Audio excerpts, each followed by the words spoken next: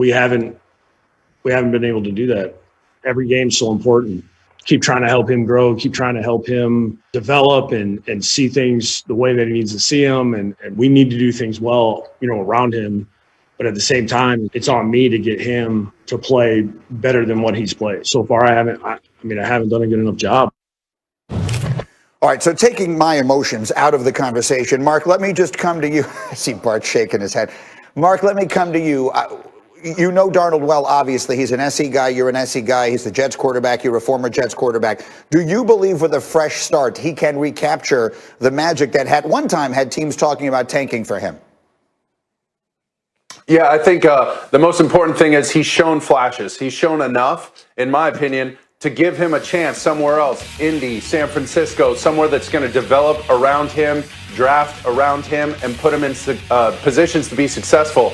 The problem is he's trying to play right now because he's so dang competitive, and he's still a little banged up from that injury a few weeks back. So, in my opinion, I thought he shouldn't have played at all the rest of the year. He should have just sat it out, went on and got to another place and hadn't put any more bad film out there. He doesn't need to. He doesn't have to prove anything else. If anything, this is only hurting his value. It's an interesting thought. Bart, you're around that team all the time and you're shaking your head. Why? I'm emotionally abused anyway by having to cover this team. But I tell you what, Mark is wrong. He has a lot to prove because he understands if he gets one victory, that potentially gets his option picked up because they won't be able to get Trevor Lawrence. So he has to come back and try and do whatever he can to try and get a victory. If he wins a game and Trevor Lawrence isn't an option, then Sam Darnold becomes your best option. Mark, if I take my camera right now, I can show you the Jets facility. I'm like 2 feet from it, man. I hear things rumbling. Bro, but I'm listen. He's damaged. He's not broken. Go ahead. Listen, he's damaged, not broken. But they're not picking up his option. They're not going to pay him. Maybe. Sanchez, go. Why are they not picking up his option? They can't pick up his option. They're going to end up paying him like $27 million in a couple years. He hasn't proven he's worth that. But if it's no Trevor Lawrence, then they have to. What's their other option? Go out and get Jameis Winston? No, you let him play the fourth year, Bart. You let him play the fourth year, and then you move on. Yeah, it's not one of the That's what you want to do. Or you just move on because he can't play. I'll just let you guys do this. Sam Darnold, I think he needs to play. I think he needs to play. I don't think he needs to sit out. Let me try very hard to get one person talking at a time. Hold on one second. Hold on. Let me try and get, because all of you are saying interesting things and no one can understand any of them. Mark Sanchez, you're saying that you do not believe the Jets should or will pick up his option regardless of whether they get Trevor Lawrence or not. Correct. And why? I just don't think he's shown that he's worth that there. I don't think it works in New York for Sam. I think it works somewhere else. And my only contention with him playing right now is if he's not healthy. Don't go out and try and prove yourself on a team and in a franchise that's going the wrong direction. They're ready to reboot. You just go somewhere else. All you need is one team to like you, and they'll build around you and help your career. They can resurrect his career. Let me get RC into the conversation here. What have you seen, and what are your thoughts on him taking all this, the future out of it?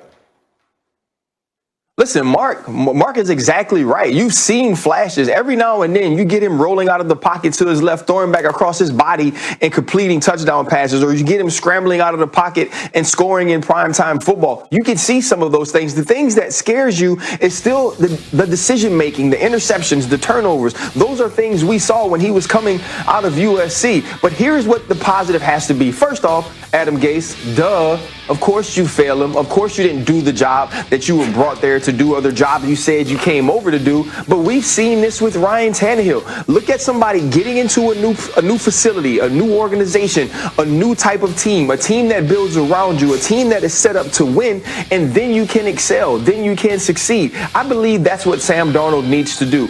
They not only need to let Sam Darnold go because it's best for the Jets, it's also best for his career. Let's not fight this guy. It's over in New York. Go ahead, Bart.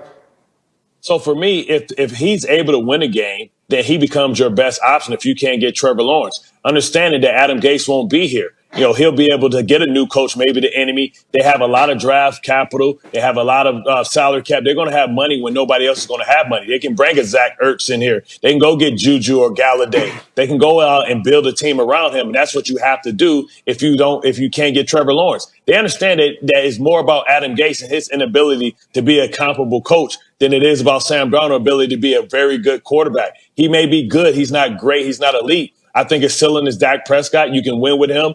And if you can't get Trevor Lawrence, who's a generational talent, he's a force multiplier, then you double down on Sam Darnold, because we know if you give him weapons, I mean, hell, before this, who was the best weapon they ever had? Mims? Herman? Like, what are we talking about? This is a guy that we can't evaluate because he has anybody. Mark, get a quick final thought. Go ahead, Sanchez.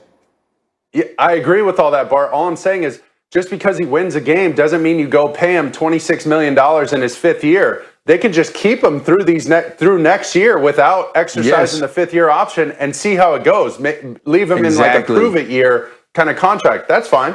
Okay, we will leave it there. Like and that, I will just say this. Pay extra money.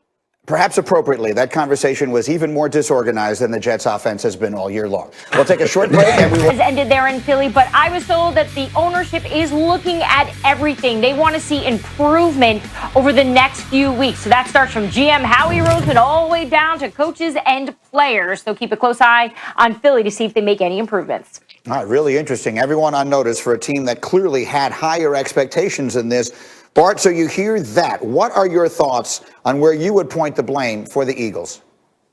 Well, I think I would go directly to Howie Roseman because, listen, it's not his fault. I mean, you look at the two general managers in Philadelphia sports. I mean, has it been two more transactional type of guys rather than Howie Roseman and Daryl Morey? I mean, they're probably exchanging Coke bottles or something right now. When you look at it, this is a team that got old. It's not the fact that Carson Wentz can't play. It's the fact that they surrounded him with subpar talent and an aging roster. Jason Peters is going to walk into the Hall of Fame, but I don't think that he's playing at that level. He's capable of playing at that level anymore. It's okay. They have to reload and reset. We saw it happen in Seattle when Russell Wilson after the Legion of Boom left. They had to restructure their team. And to do that, it takes a couple of years. But when you do that and you decide to try and stay competitive during a rebuild, you have to make sure that you hit on your draft picks. And the fact that they let Justin Jefferson go to Minnesota when they had the opportunity to get elite talent to maybe replace Alshon Jeffries and have a guy that can beat you down the field, they decided to go with Rieger. And those are the misses that you can't have when you're playing this high stakes of transactional football. They also drafted a receiver a few spots ahead of DK Metcalf the year before. So there have been some misses. And Mark Sanchez, then there's the Jalen Hurts of it all. And I know that you had, pardon me, a reasonably similar experience with this when you were a starting quarterback. Tell us about that and how you think this might impact Carson Wentz. Yeah, I think Bart remembers this too, but we did this with Brad Smith. We ran a lot of Wildcat. We had a whole package for him. We also tried to do this with Tim Tebow. And the differences there were, the guy that goes in for the quarterback, Taysom Hill going in for Drew Brees, as long as that person, isn't infringing on that starter's real estate to take that starting job, then there's no issues. We know this is a gadget thing. We work on this. We were dedicated to it. We worked on it in the offseason, ad nauseum, really. And the idea was this is going to help our offense, our rushing attack. And it did. When Tim came in, we didn't spend nearly as much time on task, and it was nobody's fault other than the coaching staff, really, because it's not Tim's fault. He's coming in doing everything he can. I'm going in doing everything I can to be the starter. And it didn't help either of us because now this other guy coming in is kind of infringing on the starter's real estate, and that's just the situation, right? It's nobody's fault. But right now they draft Jalen Hurts, and he comes in to do some of the same things that maybe Carson Wentz does.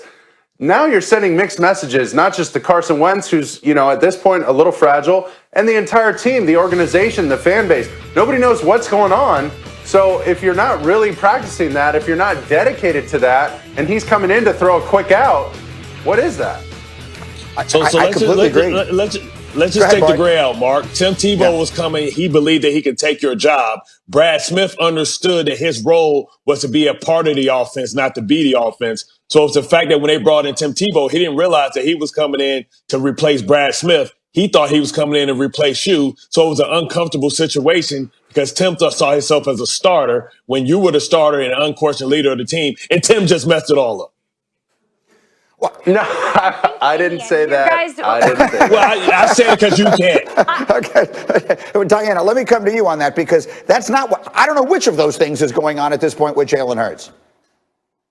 Here's the thing. That's the problem. With Carson Wentz, because of his contract, guys, they cannot give up on Carson Wentz just yet. But the problem, I think, for us as we're watching him out there, we saw 2017 Carson and we saw 2020 Carson, right? And those are drastically different. So I think Carson Wentz is just more 2018, 2019. That's the real Carson Wentz. I do think injury and some issues with the offensive line and that became problems for Carson. But I think the next big question for Philly is going to be, can somebody come in here and get Carson Wentz back to that middle area? Because that guy is a lot better than we see now. Or do they want to just completely move on, which really would not make sense because of the dead money?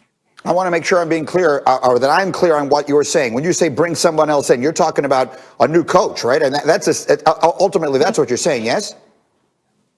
Yeah, I've always heard great things about Doug Peterson and his ability to connect with Carson. But the storyline I always hear coming out of Philly when you talk to people about these offensive struggles is they always go back to when Nick Foles was having success, when Frank Reich was in there. So, I think ever since Frank Reich left, things have just been different. They haven't been the same as we've seen the results.